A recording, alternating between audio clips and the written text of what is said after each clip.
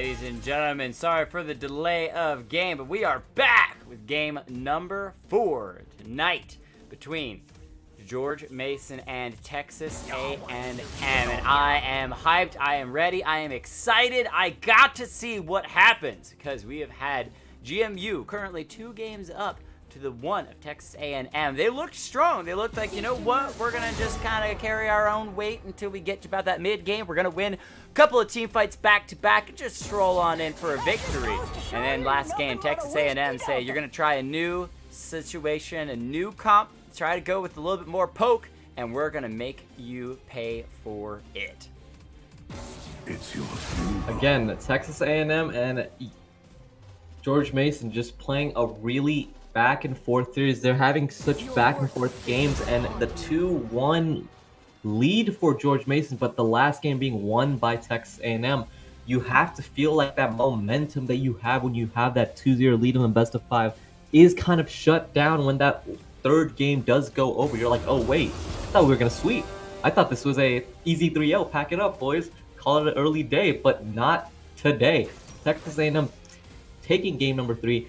And in game number 4, it looks like George Mason is actually able to pick up that Lucian pick that's been banned out all 3 games. Oh man, GMU putting everything on the line, saying, you know what, we're going to drop the Lucian. He's kind of an S-tier champion. We haven't played him yet. I believe it was 2 Ezreal games, then a Kai'Sa game. No, then a Caitlyn game. And now it's going to be the Lucian picked up. Also, for the side of Texas A&M, no surprise, no shocker, everyone kind of nodded their head in agreement. The Nico first ban, I'm expecting to see that no matter how many games we have left to play, every single one. Do not give that over to Anime Lover. The the Jace, sorry. Didn't work out so well for him last game. I'm expecting to see him on something else. I doubt he's going to play the Jace a second time. But there's still some opportunities to bring something new to the table. The J4 locked in by Texas A&M saying, you know what, we really like this Jarvan for our jungle. Let's go ahead and grab him again. For the side of George Mason, though, again, you mentioned it. Anime Lover definitely did not have the impact that he had in game number 1 and 2 in game number 3 with that Jace pick. Just didn't really synergize with what George Mason wanted to do. They had engage picks like the Vladimir, they had the Sejuani, but then they had this poke Jace that wanted to be in the side lane but really couldn't be in the side lane. And they had that Caitlyn Morgana. So I do like that they're kind of switching it up. And with the Lucian Karma, if that is a support Karma, that is a very strong bot lane. And I hope that we either see what Anime Lover's going to pick or that jungle takeaway. Maybe. Ooh! The Lee Sin. Sing. So the side of GMU say, you know what, we won our first 2 games with similar compositions. We tried something new for game number 3. It didn't work out so well. We're going to try something wildly new for game number 4. None of these champions that have played so far this series. Karma Lucian for that bottom lane and a Lee Sin for the jungle. This means that we could see entirely new picks for the mid and top as well. But those are going to be the opportunity for Texas A&M to ban those champions away, pinch those pools a little bit. Let's see where they target as they've locked in the Thresh for themselves. Let me at 'em. Most likely going to be a pick of maybe the Kai'Sa again for Kushuna or that Ezreal pick that we saw in game number 1 and 2. He did have very good games on both those picks, even if he wasn't able to pick up the win on any of the Ezreal games.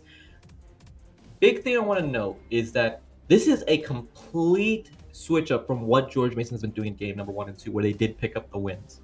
They loved picking team fight. They loved picking this AoE team fight revolving around the Nico plus a tank jungler plus having their AD carry and support on facilitating picks like that Sivir and Kai'Sa.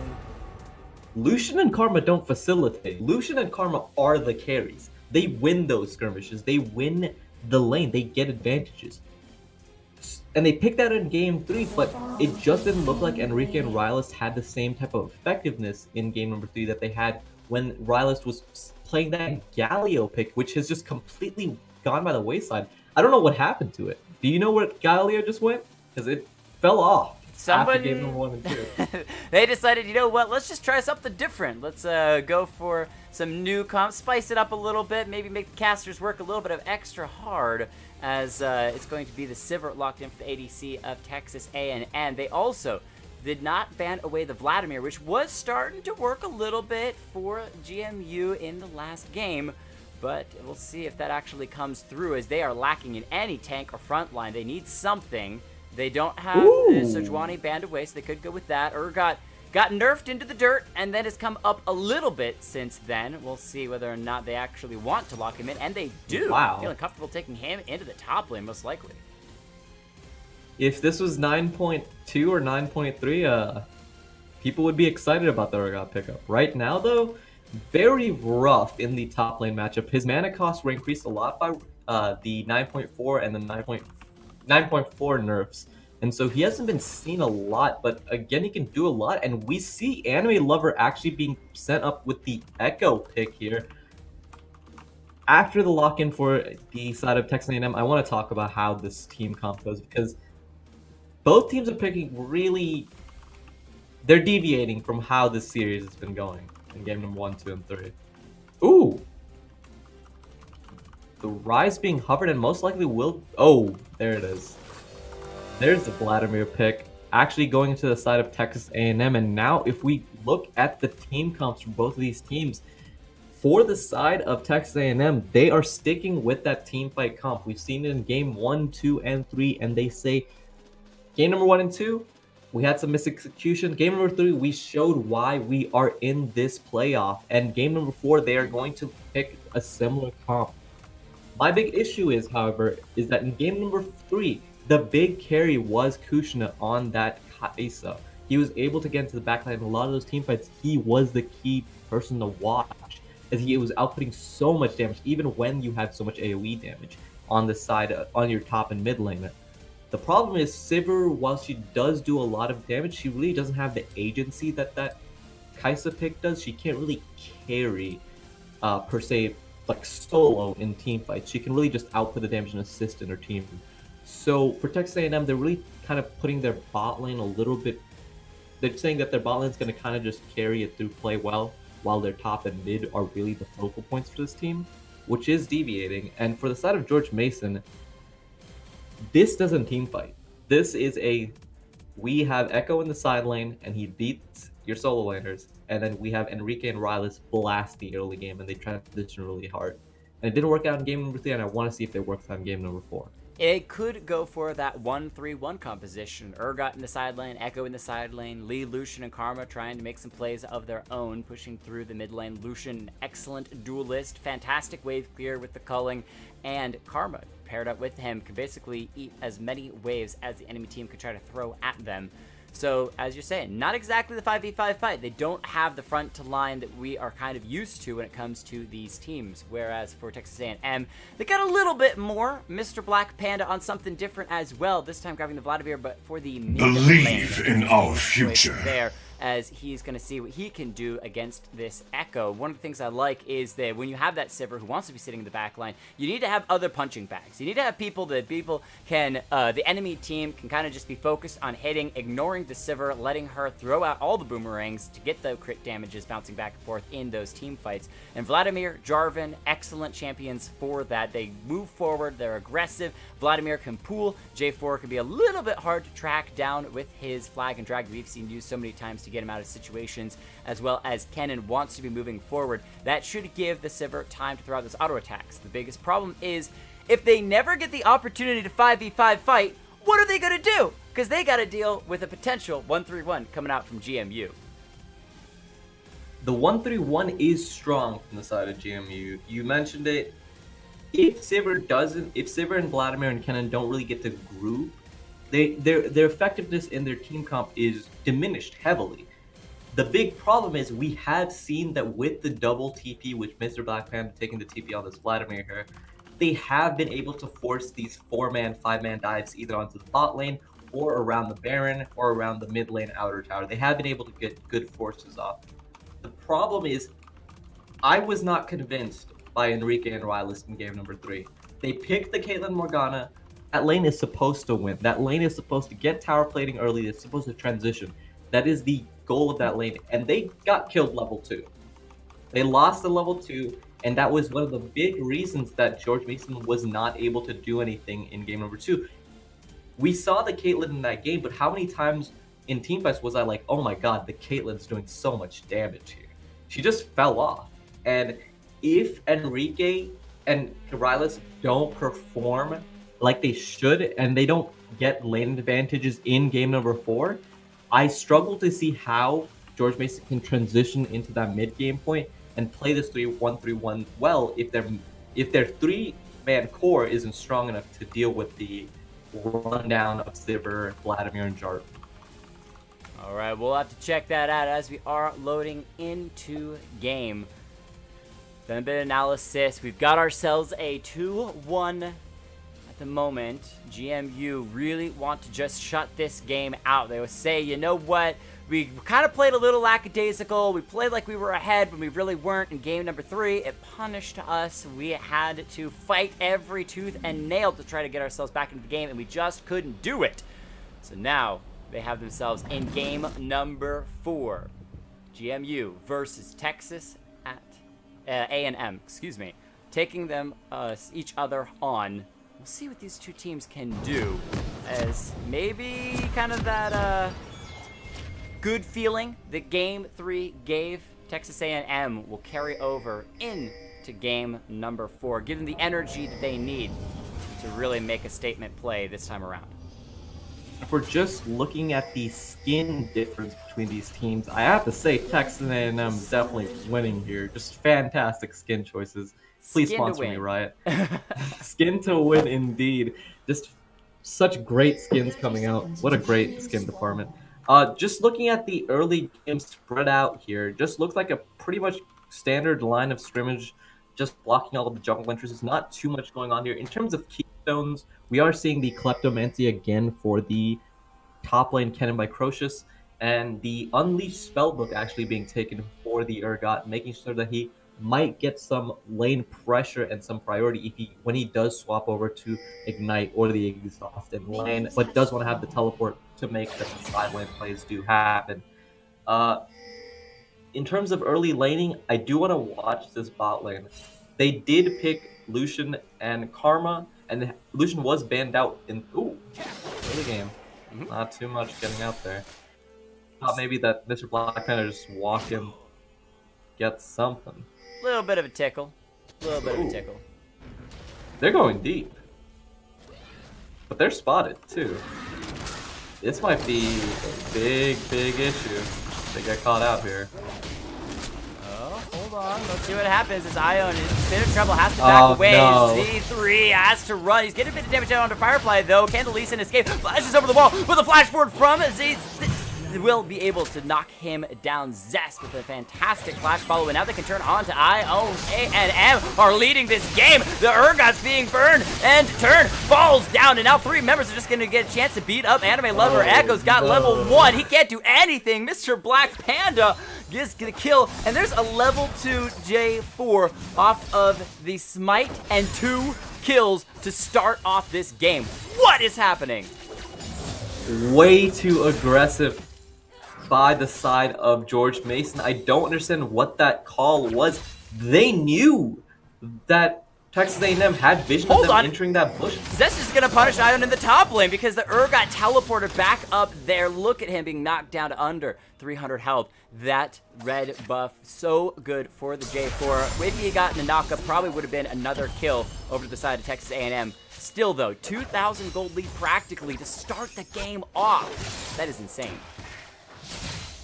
The play didn't make sense starting off. George Mason, decided to invade, but Texas A&M had wards on them, and George Mason knew that they had wards on them.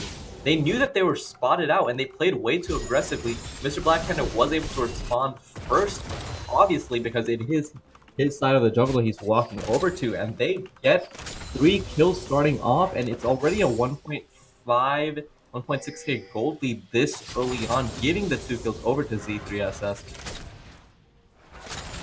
And that is not what you want to do when you are against that team fight scaling comp, when you are supposed to be that early game team that does exploit the late game scaling of the enemy team.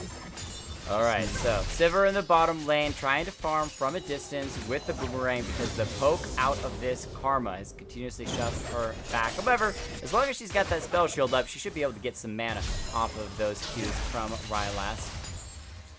Still though, CS lead for the Lucian, about 10 up at the moment. A little bit of fight here in the mid lane. Electrocute clock goes down onto Mr. Black Panda. Vladimir just kind of healing up off of that, not too concerned. Unless Echo's got all of his abilities on cooldown to Vladimir going down.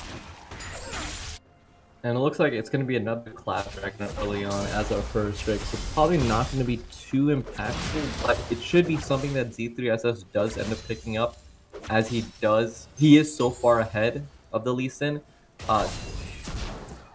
Big thing to note is how far pushed up Enrique and Rylas do have to be in this lane.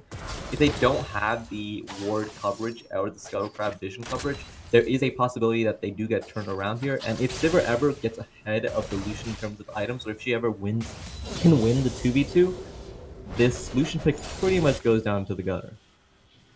Also, J4 does have the opportunity to get the Fresh Lantern to kind of come in from a pretty good distance. We saw one of those plays attempted last game. Didn't work out quite so well as he was hanging out in that bottom lane. Echo, nice proc there onto the Vladimir in the mid lane. Keeping Mr. Black Panda down just a bit, making sure that he's drinking those potions with his refillable bot. Enemy lover can get some good damage. The pool forced out on the Vladimir. Good play by enemy lover to play aggressive here. Oh, Drummond's just showing up just to alleviate a little bit of the pressure that Mr. Black Panda has here. That is, mid lane Vladimir does have the issue that top lane Vladimir doesn't have to deal with the range versus melee matchup. Ooh, that was wide and nothing much. This is big though because Z3SS is showing on the map, having to show to cover the Vladimir lane is making it so that Firefly is able to catch up in terms of farm, able to clear out his frog camp, and with Z3SS being shown on the map, the bot lane is able to play further up and play way more aggressively than they should be. Alright, Gracious getting a little bit of damage onto the Urgot in the top lane. Again, he has been nerfed, so he isn't quite as just stompy, but he does get a little bit of Gatling gun down to Gracious. However, losing out that trade, has to back up one more time. Still keeping up in farm overall, though, so not doing too terribly. Hold on, Kennen, ultimate's gonna be used. That's gonna be certain. He will fall. Ion drops in the top lane. Solo kill for the Kennen. Gracious making him pay for sticking around at low health. Oh, that is very rough. Ion was pretty much one CS away from getting the level 6 of Urgot, and if that had come through, it would have been able to turn it around with the Urgot ultimate. However, not close enough to get the experience, and Gracious finds the solo kill, and again, 4-0 lead right now, sitting at a 2k gold lead 6 minutes in. That is really rough for the side of George Mason, and that's the problem here. When the momentum is killed after losing game number 3, it can be hard to recover, and having such a poor start can... Oh! Ignite onto the Holy Slurp of the bottom lane. Hold on, Lisa making the engage, forcing out the flash and the ignite. Or sorry, the flash from the Thresh, as he was ignited. So he is able to escape, but a little bit of pressure from Firefly gets a small advantage in the bottom lane.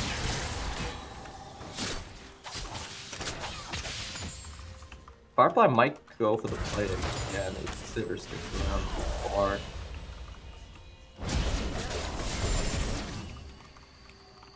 Game kind of just slowing down here. Again, George Mason playing a little bit safer in terms of the early game, as they are so far behind. 2k gold lead at this point, just 7 minutes in.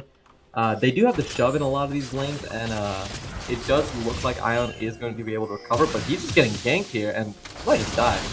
Urgot trying to do what he can, does get the toss back onto the J4, but J4's got a red buff and his own ultimate, and despite Urgot trying to throw his ultimate, he's way too late, goes down, giving it now currently a 5-0 for Texas A&M. They are getting everything, even if some of the lanes aren't going exactly the way that they want. And this is one of those situations where you just want to keep playing aggressive to see if you can get any sort of advantage in any of these lanes, because you know that the game is not going your way. You are falling behind and the enemy team scaled better than you. You're trying to make some sort of play happen, but they're playing too over aggressive. They're getting caught out by Z3SS ganks. And being down 5 kills at this point in the game, 8 minutes in, being down around 3.2k gold, it's 2.23 gold, sorry. It's very rough for the side of George Mason. There could be doubt creeping in. Can we finish this game out, or are we actually going to get reverse sweep? It's, well, looking like the moment with a 2,000 gold lead. Like Texas A&M are making a statement. They really want to take it all the way to a best of 5. However, GMU not out of it yet. They still have those opportunities. I want to see Lee Sin trying to make some more plays. He really wants to be impactful in this game. He's got that level 6, so maybe now that he's got that Dragon Rage kick, he can actually do something for his team.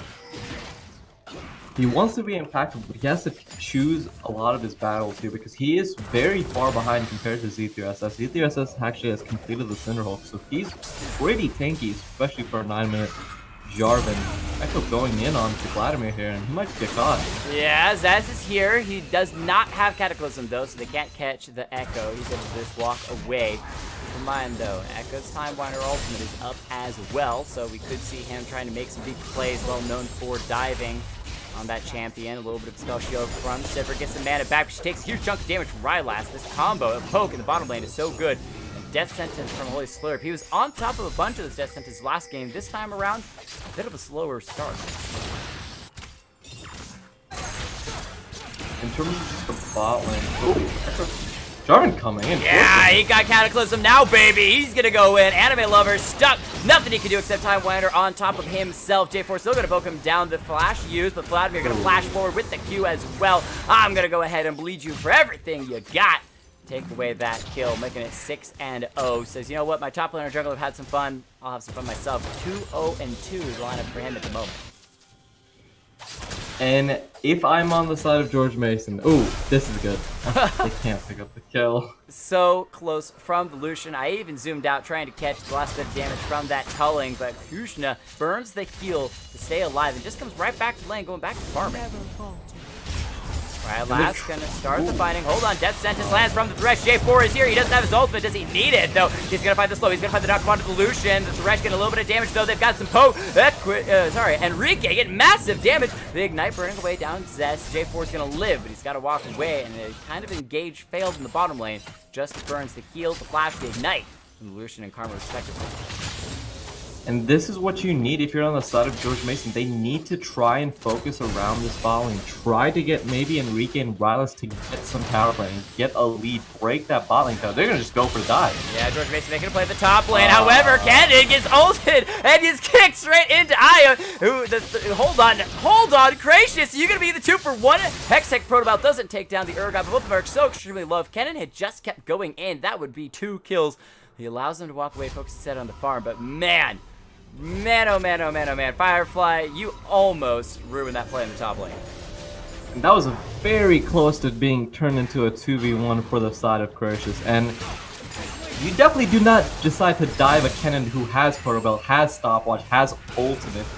Little bit too overeager, and again, the issues that I said that were going on with Texas A&M in game number 1 and game number 2, where they were playing a little bit too over-aggressive, these are the same traps that George Mason's falling into, and Lucian's definitely dead. Oh, Enrique, nice flash away. Gonna be Cataclysm and immediately just uses the Weaponless Pursuit out of it as well. So Lucian still no death this game. I think I'm a little behind you, so I'm gonna speed up and catch right up where you are. There we go. 3,000 gold lead for Texas A&M. Double Drakes. They just picked up the Infernal for themselves. Despite the last couple of fights not exactly leading to more kills, they definitely are still strongly in the lead. And if I am on the side of Texas A&M, you have advantages in all your lanes. The only lane that you are a little bit behind is that Kushna, Sivir, and Thresh lane versus the Lucian Karma. But again, you have the scaling in that lane, and you have double TPs up actually for Mr. Black Panda and Crocius. If you can get a shove in both of your top and mid lanes and try to pretty much put the nail in the coffin. If you can kill Enrique and Rylas, you can get that bot lane outer tower without expending too many resources or losing too much in your side lanes. That could be the nail in the coffin for this game. The only lane that George Mason has the ability to win right now is that bot lane. Well, they're gonna have to do something as the Vladimir getting a little bit of damage down onto Anime Lover. Kind of just trading, but as we said, Vladimir going to scale up so well towards the late game, and he's already doing well. No scaling needed. Rylast, hold on. Walks underneath the turret. There might have been some DC issues as Holy Slurp going to make him pay with the flay. We're going to just check really quick. Sivir says we'll let him live. Hold up. Okay, it looks like they are trying to finish sorting things out, making sure that Rylast gets back into it, as they may do the respectful thing, see if Rylast can get away. Thinking, if the Karma immediately uses ulti and shield, she should be able to speed boost herself out of the turret before it shoots again, because it just finished firing. If there's no auto attacks mid-flight, Karma should live. I don't think she's gonna die. There's a Sivir boomerang blade that's actually on its way back, and if that tower shot most likely will land with that boomerang blade. If that boomerang blade hits, the Karma dies. All right, chat, discuss with us. Discuss with us. Does the Karma live? Does the Karma die? She doesn't. Put your votes in. Put your votes in. You got 2 seconds to go. Here we go. Let's see. I told you. Superior analyst right here. Right here. How did the Sivir Q just not hit her? Because she set herself up with the Mantra Shield. As J4 is going to leave, it's not an A game if we don't have some pauses and some DCs. Either way, I get to go home feeling good. I called it. Karma just speed boosted herself out of harm's way, and the turret shot had just landed, so it was resetting for another turret shot. Didn't even get to fire again because she got out of range. Ooh. Karma does stay alive, but the hopes of George Mason in this game are sitting on the edge at the moment. They are so far behind. They are sitting at a 3.6K? I hate doing league math sometimes. Quick maths. That's what matters. What matters is they're really, really far ahead. As you said, though, the bottom lane for GMU well off in this game. Nice 20 CS lead for the Lucian. Great poke. Lucian's already completed his first item, that Blade of the Ruined King. But they got trouble because once these towers go down, once the laning phase really starts to end, it's the team fight composition that Texas A&M have.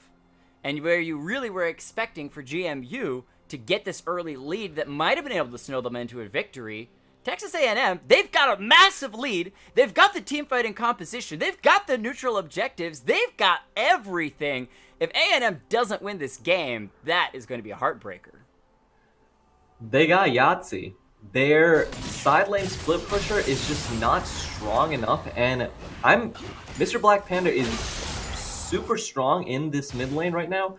He's farming up really well. He's even in CS to the Echo, and him having the 202 kill plus assist gold is so big for him to get his second item, to get that Zonius into that death cap. If he does hit that point, there's just not any way I see Anime Lover getting any sort of side lane advantage, getting any sort of tower pressure. And once Sivir does hit her 2 items, but she does hit the 1.5 Essence Reaver plus attack speed, there's just not much I see George Mason being able to do either in the side lanes or in that 3-man clump in the mid. Alright, well, we are back into the game. Pauses have been ignored. Just chat right over them. You can pretend like they never even happened. Lee Sin definitely struggling so far this game. Hasn't been able to really have any impact, much to say. Except for his one death at the very beginning of the game. He's just been kind of farming, and is still losing out to J4, who's got more farm, who secured those Drakes, and is currently still with a 3-0-2, heavily impacting this game. Practically 100% kill participation so far. As we are at that 15-minute mark, the plates have fallen. Turret's a little bit easier to take. We'll see if any of those start to fall soon.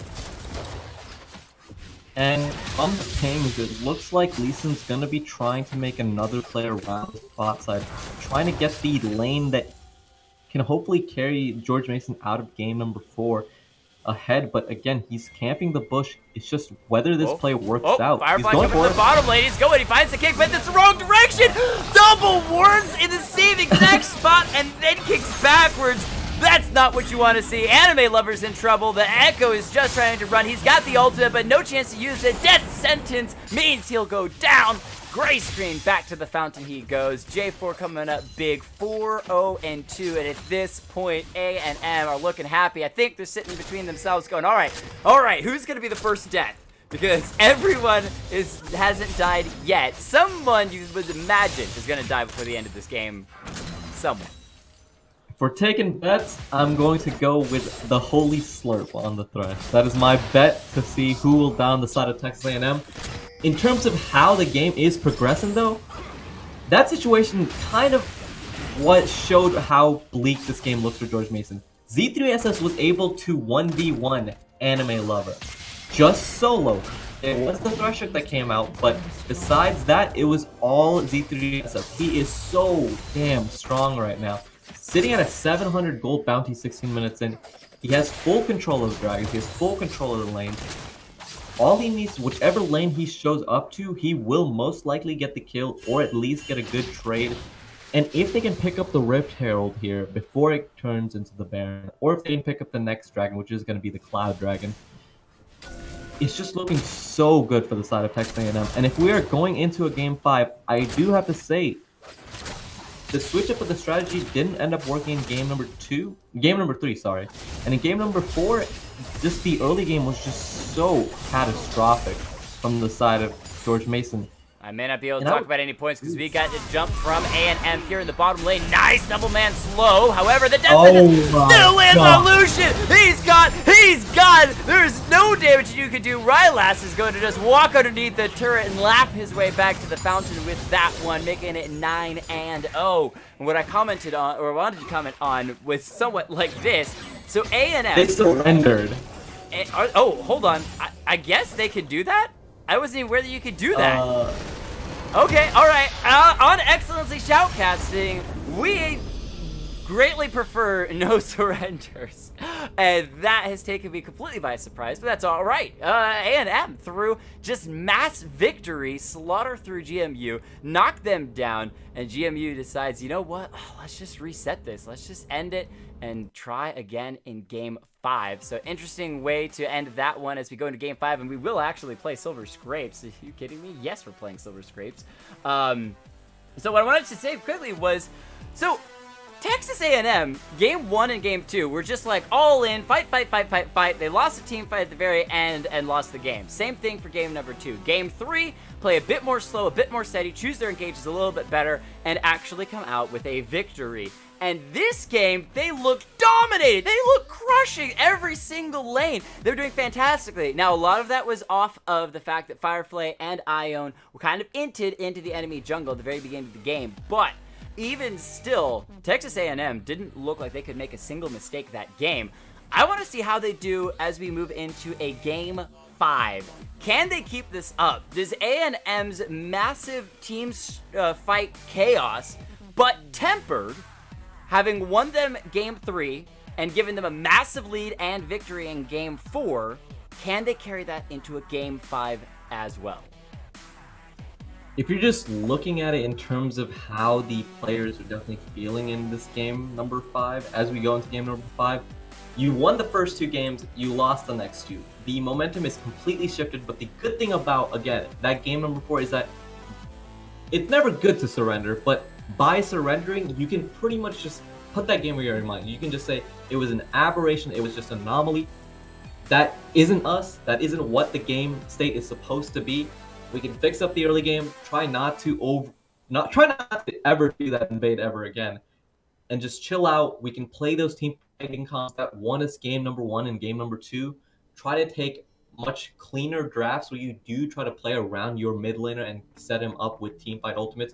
Lysandre was open in that game number 4, which I am very surprised that wasn't seen.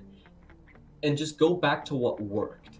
There's no reason to change up so much when you have the lead in the series. But now that you don't, I want to see how George Mason play it through, or whether they mental boomed after game number 4. Yeah, these bans for Game 5 are going to be interesting. Speaking of Game 5, we're going to take a very quick break and be right back. Don't go anywhere, because ladies and gentlemen, we are going into a Game 5 for GMU versus Texas A&M. We'll be right back.